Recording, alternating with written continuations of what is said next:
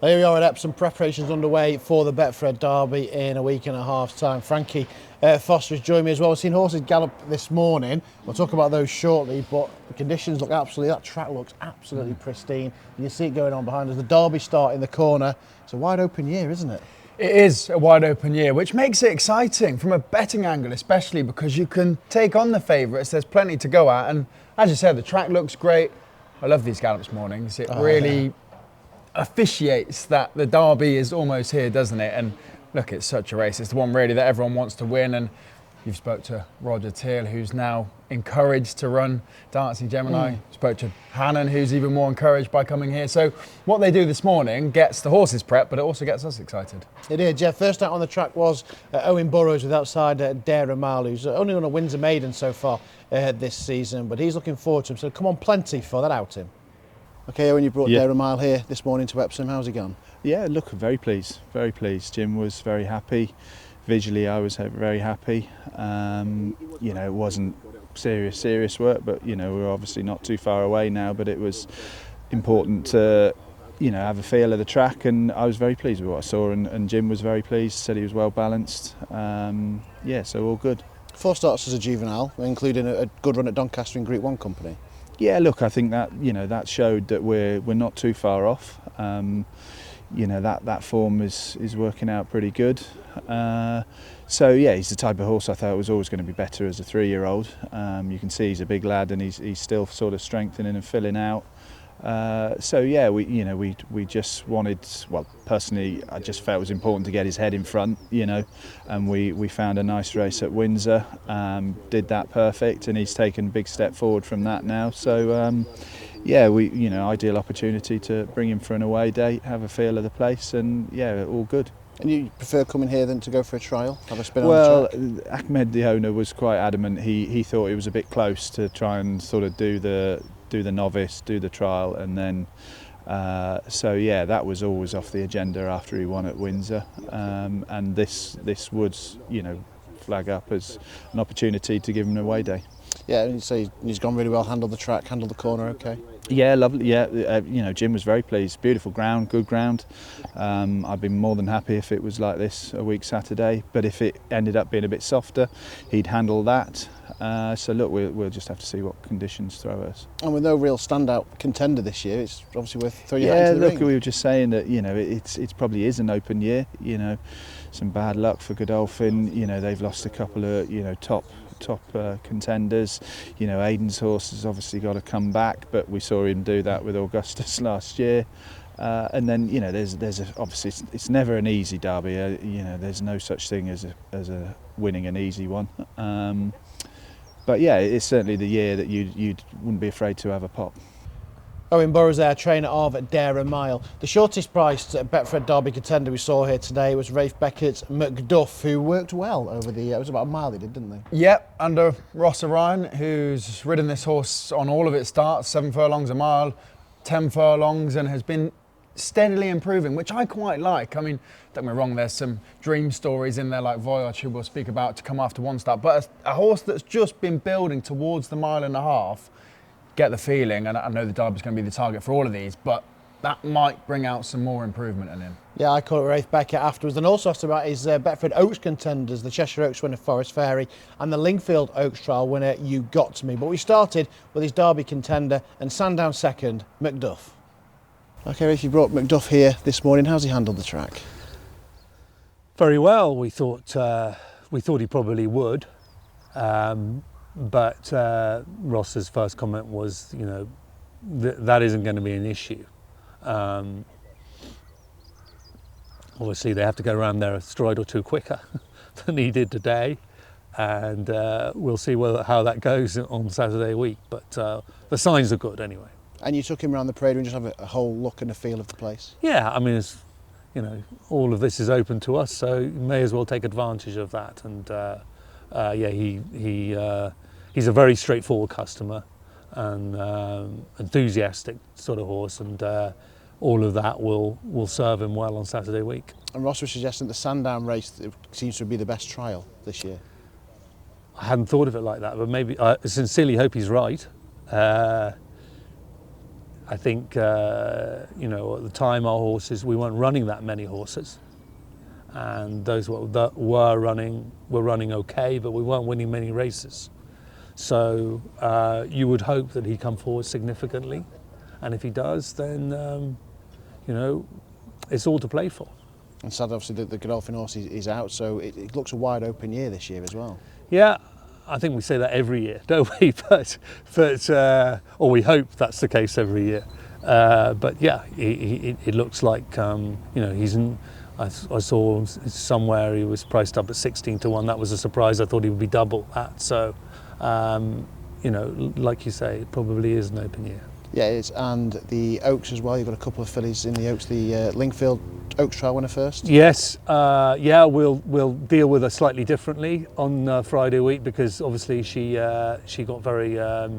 She sort of took hold of the bridle with Hector, and he wasn't in total control, let's say, through the first 3/4 of a mile.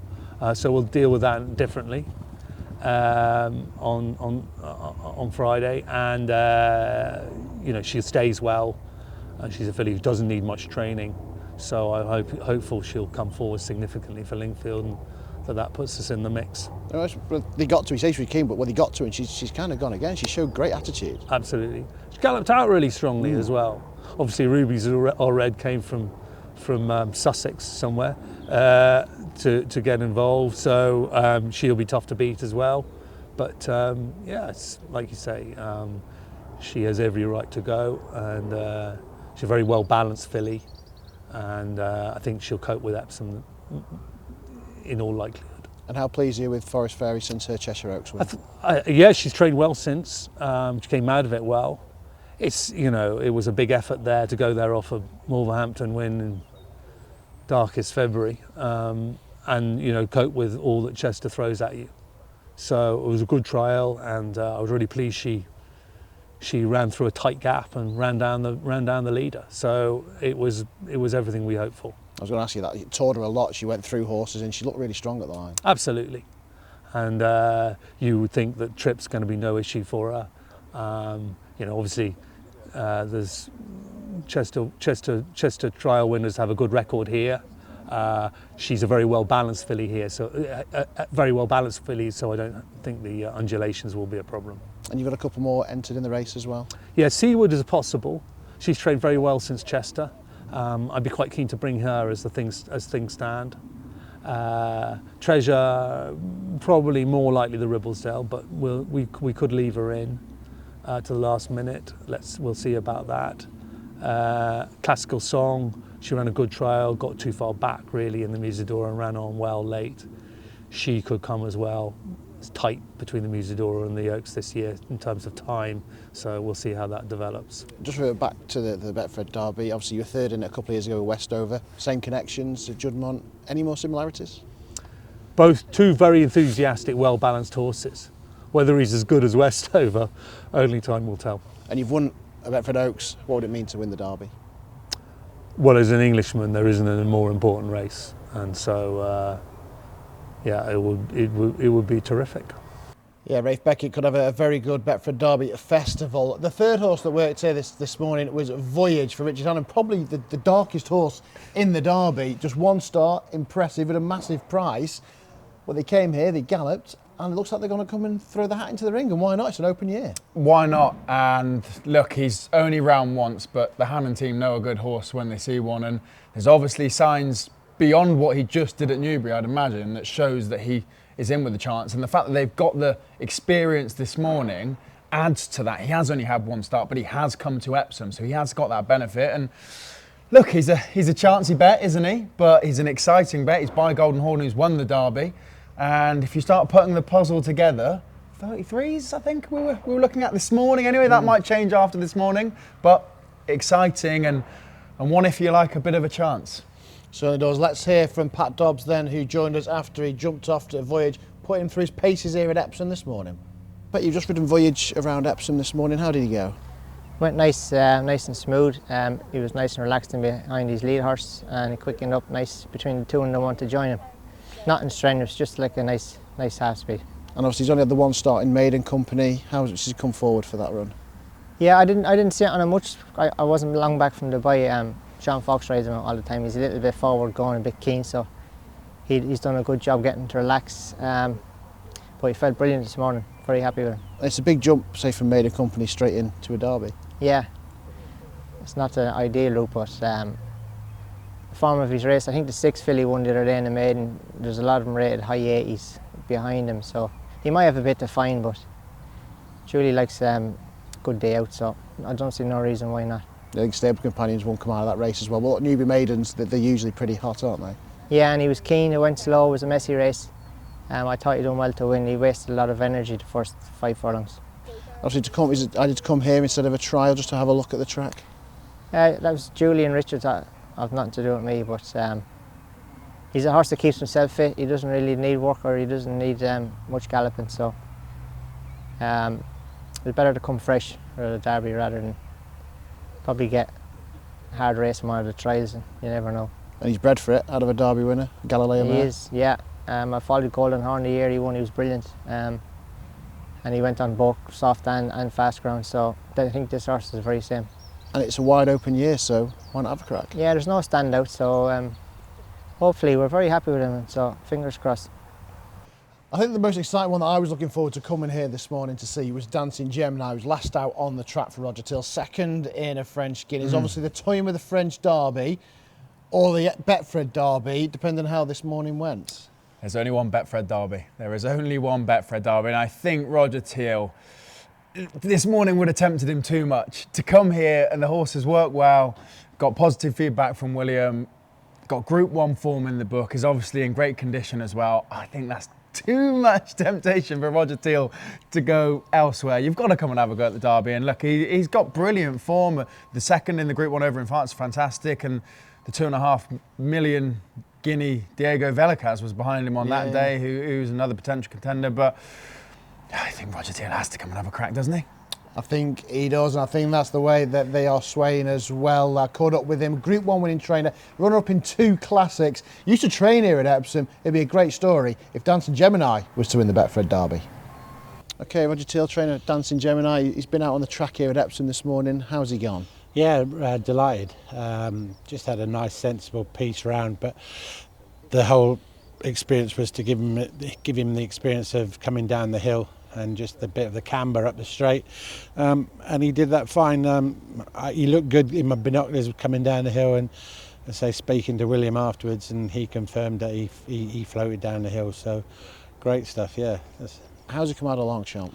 Very good. As you can see today, you know, that was only 9 days ago, so we've gone just freshened him up, and everything seems well. And like bringing him here today, he didn't get fazed by that at all. William said he's a very straightforward horse, so yeah, no, all good. And obviously you're happy with the running line, so we're also a little bit frustrated that rain that just came may have just scuppered him. Absolutely, I mean, God, it was unbiblical. Like, you know, you couldn't believe it. I thought we were going to call it off for 1 minute, but yeah, it was an inch of rain in 20 minutes, which not ideal.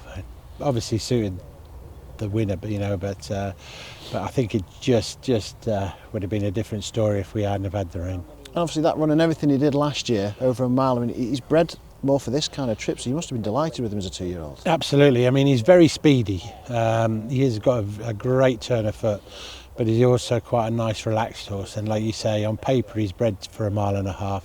Not guaranteed he'll get it, but confident that he will, because you can switch him off, so touch wood anyway.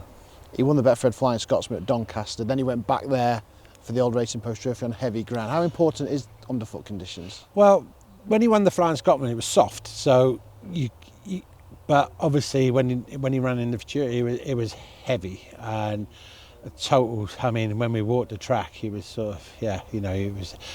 When he won the Scotsman, it was, it was soft, but there was a bit of substance about the ground. But the day he ran the last day there, it was pretty testing, and I think it just found him out. You've won a Group 1, so close, runner up in 2 classics. What would it mean to win a Betfred Derby? Dream come true. You know, like I say, it's you pinch yourself really that you've got a live contender, and you know, yeah. It's what dreams are made of, I guess, and yeah, fingers crossed that you know, it's been cruel that we've been second in 2 guineas. Delighted in one way, but sort of obviously a little bit disappointing so far. But it's so close. But if we could come here and sort of, yeah, run well, just even finishing the first 4, I'd be delighted. You have got a live contender, like I say, second in Classic in what is a really wide open year. That the other trials have muddied the waters somewhat. Yeah, exactly. So look, he's coming here off what we called his prep run in the Guineas. So hopefully he'll come forward for that. So yeah, you've got to say he's a contender, you know. So 4 Betfred Derby contenders we've seen here on the Gallops morning at Epsom today. Which one took your eye the most? From this morning, I like Voyage. I just think the fact that they've come here after that start, their brains are ticking going, do you know what, we've actually got a contender here and we need to go and have a go because he's good enough. So yeah, I like the look of Voyage. Yeah, McDuff I thought worked really well. I'd love to see Dancing Gemini as well. But this is what it's all about. Coming to this Gallops morning, seeing how they handle the track. It is a unique, idiosyncratic track. How they handle Tattenham Corner, because they wouldn't have raced anywhere like this before. But all the horses handled it well, and they may just throw the hat into the ring for a wide open Betfred Derby this year.